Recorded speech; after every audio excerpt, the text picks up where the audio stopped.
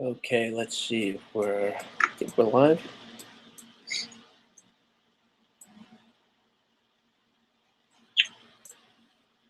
Okay, so today I just wanted to talk a little bit about the European Parliament elections, and the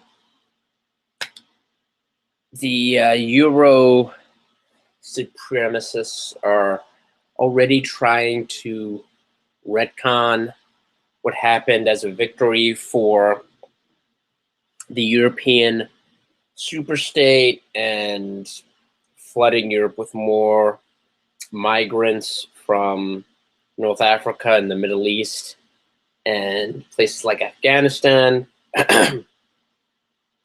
Of course, The Guardian is leading the way in this surge of stupidity.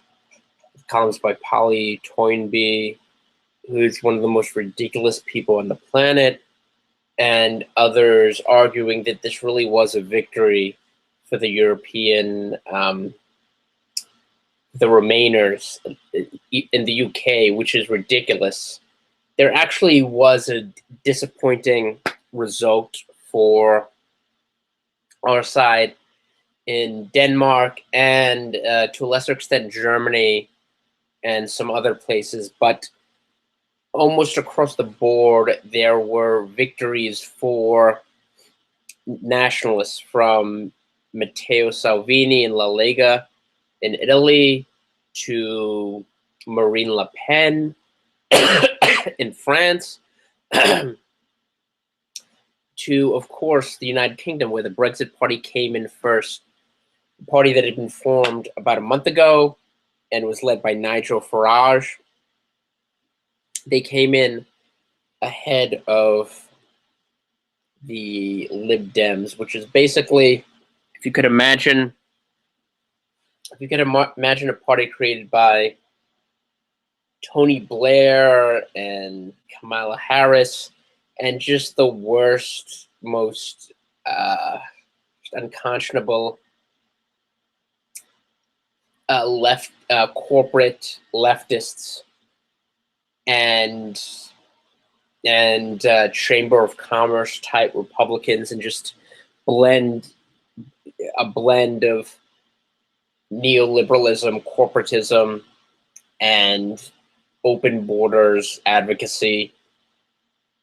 And if you could just imagine a party that blended all of those elements together and wanted a federal Europe, that's basically what the Lib Dems are. So they came in second. They lost to the Brexit Party.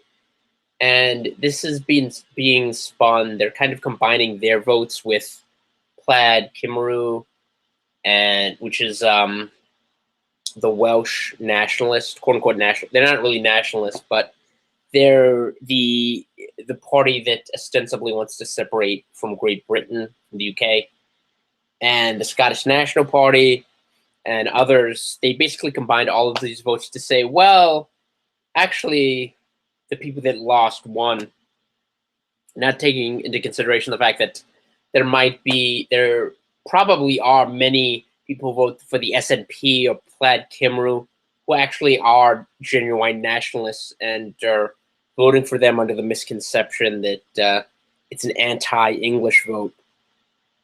But even if you include that, Brexit still won. And this is going to factor into the Tory leadership race. They're already, it's kind of a disappointing field. Andrea Leadsom, who lost the last time around and is one of the who's kind of pushed out of the race for questioning why Theresa May, a childless woman, should be entrusted with leadership, which is a fair question. All of these people, Macron, Merkel, all of these people that are essentially ruining Europe, inviting in millions of people whose values are antithetical to European and Western values. All of these people are childless. They don't have any offspring. They see their inheritance as transforming Europe into an unrecognizable unrecognizable, pan-European socialist, atheist, secular, at the very least, state with little outcroppings of Sharia. And she was pushed out of the race because of that. She's running again. She's probably one of the few genuinely pro-Brexit politicians in the race. Rory Stewart is kind of a nondescript technocrat. He actually served in Iraq as kind of like a viceroy in the aftermath of the disastrous Iraq invasion. And he actually wrote a pretty good book on the subject. He's an intelligent guy, but again, he's not who you want to lead the UK, want to actually sever ties with Europe, with the EU. Even though he has no doubt, some good qualities, he's also kind of a milquetoast red Tory on this subject. He wants to have a listening tour a la Hillary Clinton. So I don't think he's going to be that successful. Sajid Navid, as you can tell by the name, he's not he's a bit of a newcomer to the UK. And he's also sort of he's kind of a South Asian version of Theresa May. So if you like Theresa May's leadership, you should elect him. And of course, there's Michael Gove, who stabbed Boris Johnson in the back the last time. And it would be quite interesting if he was chosen. And of course, Boris Johnson himself. And as people say, he's not that trustworthy, but he might be the only person left who can actually oversee a successful Brexit, and is fearful enough of actual conservative voters to oversee a Brexit, even if he doesn't want to personally. So he might be an option of last resort, considering the alternatives. It'll be interesting to see what happens. I have much more faith in Italy and La Liga, regardless of whether or not Britain leaves. Hopefully they do. But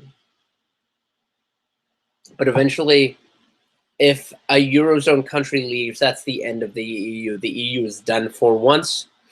The first Eurozone country, and Italy, I think, has the fourth largest economy, even though it's they have huge economic and political problems. I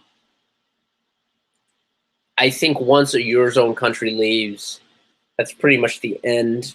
That's all she wrote for the EU. Hopefully that'll happen sooner rather than later. We shall see. I think, in spite of the gaslighting the left is trying to do, this was a bad election for people who are Europhiles. And hopefully the bad news for them will continue.